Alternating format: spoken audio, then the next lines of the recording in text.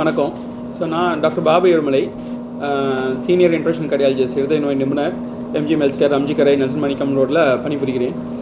So இன்றைக்கி உங்கள் எல்லோரும் கூட்டத்துக்கு ஒரு காம்ப்ளெக்ஸ் ஆஞ்சியோபிளாஸ்டி வித் ஒரு அட்வான்ஸ்ட் ஹார்ட் சப்போர்ட்டோட ஒரு கேஸ் பண்ணியிருக்கோம். ஸோ இது ஒரு சச் எக்ஸாம்பிள் தான். இந்த மாதிரி நிறைய கேஸ் இங்கே பண்ணியிருக்கோம். இது ஒரு 69 வயதான ஒரு ஜென்டில்மேன்.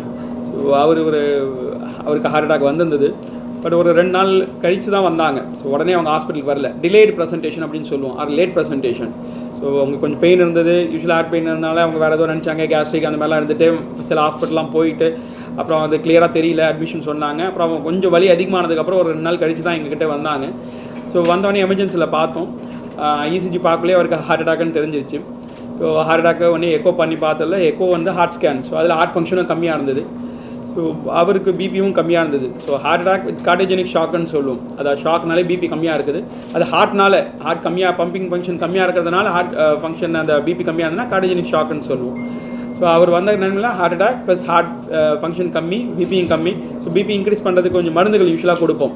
ஸோ பிபி இன்க்ரீஸ் பண்ணுற மெடிசன். ஸோ அதை கொடுத்துட்டு அவருக்கு எமர்ஜென்சி ஆஞ்சியோகிராஃபி, யூஸ்வலாக ஹார்ட் அட்டாக்னாலே பேசிக் ஃபஸ்ட் எய்ட் மெடிசன்லாம் கொடுப்பாங்க, பிளட் தின்னர் மெடிசன். அப்புறம் எமர்ஜென்சி ஆஞ்சியோகிராஃபி அப்படின்னு கொண்டு போகணும். ஆஞ்சியோகிராஃபி பண்ணி பார்க்கக்குள்ள அவருக்கு இது கிரிட்டிக்கல் பிளாக்கேஜ், அது முக்கியமாக மெயின் பவர் சப்ளை, ஸோ இந்த லெஃப்ட் மெயின் அப்படின்ற பிளட் வெசல் எங்கேருந்து ஆரம்பிக்குதோ அந்த இடத்துல பிளாக்லாம் இருந்தது.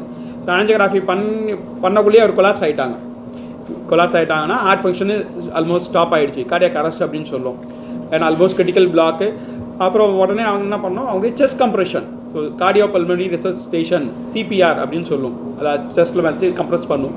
இது ஒரு மேனுவல் கம்ப்ரெஷன் சொல்லலாம். யூஸ்வலாக செஸ்ட் கம்ப்ரெஷன் எதுக்கு கொடுக்குறது, அந்த ஹார்ட் கம்ப்ரெஸ் ஆகி உள்ள அந்த பிளட் ஹார்ட்டோட வேலை என்ன பம்ப் பண்ணுறது, அதை நம்ம கம்ப்ரெஸ் பண்ணுறதுனால அந்த பிளட் ஃப்ளோ மற்ற இடத்துக்குலாம் போகும் அப்படின்றதுக்காக.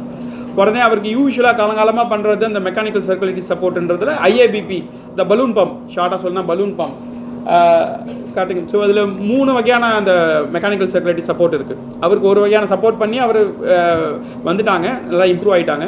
பட் யூஸ்வலாக அது 3 வகையான பலூன் சப்போர்ட் இருக்குது. ஒன்று ஐஏபிபி அப்படின்னு சொல்லுவோம், பலூன் பம்ப், காலங்காலமாக இது யூஸ் பண்ணுறது. செகண்ட் இம்பலா அப்படின்ற ஒரு சப்போர்ட், அது ஒரு மோட்டர் பம்ப் மாதிரி, கத்தீட்டர் மோட்டர் பம்ப் சொல்லலாம். 3வது எக்மோ அப்படின்ற ஒரு சப்போர்ட். இவருக்கு முதல்ல அந்த ஐஏபிபி இமிடியேட்டாக இருந்தது. கேத்லாபில் எங்கே ஆஞ்சியோகிராஃபி பண்ணுறோமோ அந்த இடம் பேர் கேத்லாப், ஆப்ரேஷன் தியேட்டர் மாதிரி, அது கேத்லாப் அப்படின்னு சொல்லுவாங்க. அதில் எப்பயுமே அந்த எல்லாருக்கிட்டையும் பெரும்பாலும் அந்த ஐஏபிபி அப்படின்ற ஒரு பலூன் பம்ப் பெரும்பாலும் மேஜர் ஹாஸ்பிட்டல்லாம் இருக்கும். ஸோ அதை இமிடியேட்டாக அது போட்டுடும். அதை தொடவடியாக ஊசி போட்டு ஆஞ்சியோகிராஃபி பண்ணுற மாதிரி தான். ஸோ ஹார்ட்டுக்குள்ளே போய் ஹார்ட்டுக்கு பக்கத்தில் வைப்போம். ஸோ தட் ஹார்ட்டோட வேலையை அது பம்ப் பண்ணணும், ஹார்ட் வேலை பம்ப் பண்ணுறது. ஸோ இந்த பலூனும் அதேமாதிரி பம்ப் பண்ணிகிட்டு இருக்கும். இது ஒரு டெம்பரரி சப்போர்ட். பட் அதுலேயும் அவருக்கு இம்ப்ரூவ் ஆகலை. ஏன்னா ஆல்மோஸ்ட் பிபி ரொம்ப கம்மியானதுனால, ஏன்னா கார்டியாக் அரெஸ்ட்னா ஆல்மோஸ்ட் லைக் பிபி ரொம்ப கம்மியாகிடுச்சுன்னு அர்த்தம். ஸோ நாங்கள் கம்ப்ரெஷன் கொடுத்துக்கிட்டே இருக்கோம். உடனே அடுத்தது இந்த பேர் கார்டியாக் அரெஸ்ட் ஆனவங்களுக்கு இந்த 3ல் பெஸ்ட் எக்மோன்றது ஹார்ட் ஃபங்க்ஷனை இம்ப்ரூவ் பண்ணுறதுக்காக யூஸ் பண்ணுறது. அது மட்டும் இல்லை, அதில் 2 ஃபங்க்ஷன் இருக்கும். நம்ம ஒன்று யூஸ்வலாக பிளட் ஃப்ளோ போச்சுன்னா லங்கு ஆக்சிஜனேட் பண்ணணும், அந்த ஆக்சிஜன் தரணும். அப்புறம் அந்த ஹார்ட் அது பம்ப் பண்ணணும். ஸோ அந்த லங்கோட ஃபங்க்ஷன், ஹார்ட்டோட ஃபங்க்ஷன் 2மே பண்ணுறது. டோட்டலாக ஹார்ட் லங் ஸ்டாப் ஆனாலும் அந்த எக்மோ யூஸ் பண்ணலாம். ஸோ அந்த எக்மோ சப்போர்ட்ஸ் போட்டு அதுக்கப்புறம் அவருக்கு அந்த கொஞ்சம் பிபிலாம் மெயின்டைன் ஆனதுக்கப்புறம் ஆல்மோஸ்ட் இது இந்த ப்ரொசீஜர் பண்ணுறதுக்கு ஏறக்கூடிய ஒரு 25லேருந்து 1/2 மணி நேரம் ஆயிடுச்சு. செஸ்ட் கம்ப்ரெஷன் கொடுத்து அப்புறம் ஐஏபிபி பலூன் பம்ப் போட்டு அது சரி வரல. அதுக்கப்புறம் எக்மோன்றதுக்கு அனஸ்தட்டிஸ்ட்லாம் வந்தாங்க. இப்போ அவங்க எல்லாரும் பேஷண்ட் அட்டெண்டர்கிட்ட பேசி அவங்க ஓகேன்னு சொல்லி அதுக்கப்புறம் கன்சென்ட் எல்லாம் வாங்கி அதுக்கப்புறம் நம்ம ப்ரொசீஜர் உடனே கண்டினியூ பண்ணோம். அது வரைக்கும் செஸ்ட் கம்ப்ரெஷன் கொடுத்துக்கிட்டே இருந்தோம்.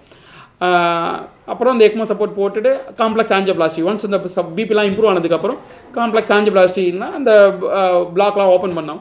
அதுக்கப்புறம் ப்ரொசீஜர் முடிச்சு அதுக்கப்புறம் அவங்க ஐசியூவில் இருந்தாங்க. ஆஞ்சியோபிளாஸ்டி ஏற்கனவே நல்லபடியாக முடிஞ்சுது. ஐசியூவில் மறுபடியும் கொஞ்சம் ஒரு ப்ரொலாங்டு கோர்ஸ் ஏற்கனவே ஒரு வாரம் இருந்திருப்பாங்க. அதுக்கப்புறம் அவங்களுக்கு தேவையான இன்ஃபெக்ஷன், பிபி மருந்து அதெல்லாமே கொடுத்து இம்ப்ரூவ் ஆகி அப்புறம் வீட்டுக்கு போயிட்டாங்க. இப்போ ஏறக்கூடிய அவங்க திரும்பியும் வந்திருக்காரு. ஹார்ட் ஃபங்க்ஷன் அந்த ஹார்ட் ஆல்மோஸ்ட் ஸ்டாப் ஆகிடுச்சுன்னா ஹார்ட் பம்பிங் ஃபங்க்ஷன் டோட்டலாக ஆல்மோஸ்ட் டோட்டலாக ஸ்டாப் ஆகிடுச்சு, ஸ்டாண்ட் ஸ்டில்னு சொல்லுவோம். இப்போ ஹார்ட் ஃபங்க்ஷன் பார்த்தீங்கன்னா ஆல்மோஸ்ட் 53%, 55ன்றது நார்மல், 50 to 53 ஆல்மோஸ்ட் எக்ஸாமில் 100க்கு 98 மார்க் வாங்கின மாதிரி. ஸோ அவர் ஏற்கனவே 53% இம்ப்ரூவ் ஆகிடுச்சு. தனியாக நடந்து போகிறாங்க. இன்றைக்கி அவரால் வர முடியல, மும்பை ட்ராவல் பண்ணியிருக்காரு. ஸோ அவருடைய டே டு டே ஆக்டிவிட்டி எல்லாமே பண்ணுறாரு. ஆல்மோஸ்ட் அவருக்கு ஒரு செகண்ட் இன்னிங்ஸ் லைஃப்பில் ஒரு செகண்ட் சான்ஸ் கொடுத்த மாதிரி தான். இப்போ இதில் என்னன்னா, இது ஃபஸ்ட் டைம் இங்கே தான் பண்ணியிருக்காங்களா அப்படின்றதோட இது இந்த ஹாஸ்பிட்டலில் அந்த சப்போர்ட் இருக்குது. இதே அவர் இன்னொரு ஹாஸ்பிட்டல் போயிருக்காங்க, அந்த இடத்துல அந்த எக்மோ சப்போர்ட் இல்லைன்னா இப்போ இன்றைக்கி அவர் இருந்திருக்க மாட்டாங்க. ஸோ இது காம்ப்ளெக்ஸ் ஆஞ்சியோபிளாஸ்டியும் பண்ணுறோம். அதில் 2 விஷயம் நடந்திருக்கு. ஒன்று காம்ப்ளெக்ஸ் ஆஞ்சியோபிளாஸ்டி, அந்த மெயின் பவர் சப்ளை பிளாக் இருந்தால் பெரும்பாலும் இடத்துல அதை அந்த ஒரு சின்ன ஒரு வீடு கட்டுறதுக்கும் பல மாதிரி அடுக்கு கட்டுறதுக்கும் டிஃப்ரென்ஸ் இருக்குப்பாங்க ஒரு ஸ்கை கிரேப்பர். ஸோ அந்த மாதிரி அந்த ஒரு காம்ப்ளெக்ஸ் ஆஞ்சியோபிளாஸ்டி பண்ணுற டெக்னிக்கும் இங்கே இருந்தது. அதோட முக்கியமாக அது பண்ணுற அளவுக்கு அந்த ஒரு ஸ்ட்ராங் ஃபவுண்டேஷன்ன்றது அந்த சப்போர்ட் மெக்கானிக்கல் சர்க்குலேட்டிவ் சப்போர்ட் MCS அப்படின்றது. ஸோ அந்த எக்மோ சப்போர்ட் இங்கே இருந்ததுனால ஸோ அதுவும் உடனே அது பண்ண முடியுது. ஏன்னா சில ஹாஸ்பிட்டல் அது இருக்காது, வேறு எங்கேயாவது அது அந்த எக்ஸ்பர்ட் வர வேண்டியிருக்கும், அதுக்கு ஒரு 2 மணி நேரம் ஆகும் நம்ம டிராஃபிக்கில். இங்கே உடனே அதை பண்ணதுனால பண்ண முடிஞ்சுது. ஸோ அதனால் இப்போதைக்கு அவங்க நல்லா இருக்காங்க. இன் ஷார்ட் ஒரு 2-3 ஸ்லைடு அந்த 3 சப்போர்ட் பற்றி பேசுறதுக்கு வந்து நான் சொன்னேன். ஃபஸ்ட்டு வந்து பலூன் பம்ப்ன்றது ஒரு பலூன் வந்து ஹார்ட் வரைக்கும் போகும், தொட வழியாக போயிட்டு அது பம்ப் பண்ணும். இது பட் ஒரு லெவல் அளவுக்கு பிபிக்கு தான் அது வேலை செய்யும். யூஸ்வலாக பிபின்றது நம்ம ஒரு ஃப்ராக்சர் மாதிரி எழுதுறோம், 120/80 100 கீழெலாம் போச்சுன்னா பிபி கம்மியாகுதுன்னு சொல்கிறோம். மேல் நம்பர் வந்து இன்னும் 70 60 கீழெலாம் போச்சுன்னா ஆல்மோஸ்ட் மயக்கமாகிடுவாங்க. ஏன்னா மற்ற இடத்துக்கு ஃப்ளோ இருக்காது பிரெயினுக்குலாம். ஸோ அந்த மாதிரி போகக்குள்ள இந்த பலூன் பம்ப் ஒன்று நம்ம இது தொட வரைக்கும் அந்த ஹார்ட் வரைக்கும் போவோம். ஹார்ட் கீழே இருக்குது, ஹார்ட் பக்கத்தில் வரைக்கும் போயிட்டு அது பம்ப் பண்ணிக்கிட்டு இருக்கும். ஸோ அந்த டைமில் வந்து ஒரு பிபி சப்போஸ் அவங்க மேல் நம்பர் வந்து அந்த நியூமரேட்டர் நம்பர் 60 70 போச்சுன்னா இது ஆகுமெண்ட் பண்ணும், இன்க்ரீஸ் பண்ணும், ஒரு 100 வரைக்கும் கொண்டு வரும், இல்லை 110 கொண்டு வரலாம். ஸோ பிபி அந்த ஃப்ளோலாம் எல்லா இடத்துலையும் இருக்கும். ஹார்ட்டு கொஞ்சம் ரெஸ்ட்டு கொடுத்த மாதிரி அந்த டைமில், அதுக்கப்புறம் ஹார்ட் ரெக்கவரி ஆகலாம் அந்த ஷாக் ஸ்டேஜ்லேருந்து. பட் ரொம்ப பிபி கம்மியாகிடுச்சுன்னா இது வேலை செய்யாது, அது அந்தளவுக்கு எஃபிஷியன்சியாக இருக்காது. ஏன்னா ஒரு அளவுக்கு தான் இதால் பண்ண முடியும். இதுக்கூட எஃபெக்ட் அவ்வளோதான். பட் இது ஒரு 30-40 வருஷமாக இருக்குது, எல்லா ஹாஸ்பிட்டலையும் பெரும்பாலும் இருக்கும், மேஜர் ஹாஸ்பிட்டல்லாம். அடுத்தது வந்து இது வந்து இம்பலா அப்படின்றது, இது வந்து கத்திட்டு அந்த ஒரு டியூப் மாதிரி இருக்கும், பட் இதனால ஒரு மோட்டர் மாதிரி இருக்கும். ஹார்ட்ன்றது ஒன்று நம்ம உடம்பு வண்டினா ஹார்ட் இன்ஜின் மாதிரி மோட்டர் மாதிரி, அந்த மோட்டர் வந்து நல்லா நம்ம வேலை செய்யறதுனால தான் இப்போ எல்லோரும் நடக்க முடியுது, பேச முடியுது, ஓடுறாங்க, எல்லாமே. ஸோ எல்லாமே அதை வச்சு தான், ஹார்ட்டோட ஃபங்க்ஷன் வச்சு தான். பட் சப்போஸ் இந்த ஹார்ட்ன்ற மோட்டர் ஒழுங்காக வேலை செய்யலைன்னா நம்ம டெம்பரரியாக இன்னொரு அந்த கத்தீட்டர் மோட்டர்ன்ற மாதிரி அது போடுறோம், ஹார்ட் வரைக்கும் உள்ளே போகும். அந்த லெஃப்ட் வென்ட்ரிக்கிள்ன்ற சேம்பர்லேருந்து அது பிளட் எடுத்து மற்ற இடத்துக்கு ஃப்ளோ பண்ணும். ஆர்டிஃபிஷியலாக பண்ணி பம்ப் பண்ணது எல்லா இடத்துக்கும் பிளட் ஃப்ளோ ஆகுது, பிரெயினுக்கு எல்லாமே தான். ஸோ ஒன்ஸ் ஹார்ட் ஃபங்க்ஷன் கம்மியாகனே பிரெயின் ஃப்ளோ கம்மியாயிடும், பிளட் ஃப்ளோனா உடனே மயக்கமாயிடுறாங்க. ஸோ அதை டக்குன்னு மயக்கடிச்சு விடுறாங்கன்னா ஹார்ட் ஃபங்க்ஷன் பிபி கம்மியாச்சுன்னா ஃப்ளோ பிரெயினுக்கு கம்மியாயிடுச்சு, அதனால் கீழே ஊந்துறாங்க. நம்ம கீழே ஊந்தோடனே பெரும்பாலும் ஏந்துருவாங்க. நம்ம மறுபடியும் கிராவிட்டினால் அந்த ஃப்ளோ மறுபடியும் இன்க்ரீஸ் ஆகிடும், அந்த எகென்ஸ்ட் கிராவிட்டியில். ஸோ இது வந்து கத்தீட்டர் மோட்டர் பம்ப் அப்படின்றது. ஸோ இதுவும் தொடவடியாக கேத்தலாப்பில் வச்சு போடுறது தான், தொடவடியாக போடும். இது வந்து நிறைய பேர் ஹார்ட் அட்டாக்னு சொல்கிறாங்க பாருங்க, சின்ன ஒரு வயசில் ஹார்ட் அட்டாக் வந்து மேசிவ் ஹார்ட் அட்டாக்னு சொல்கிறாங்க.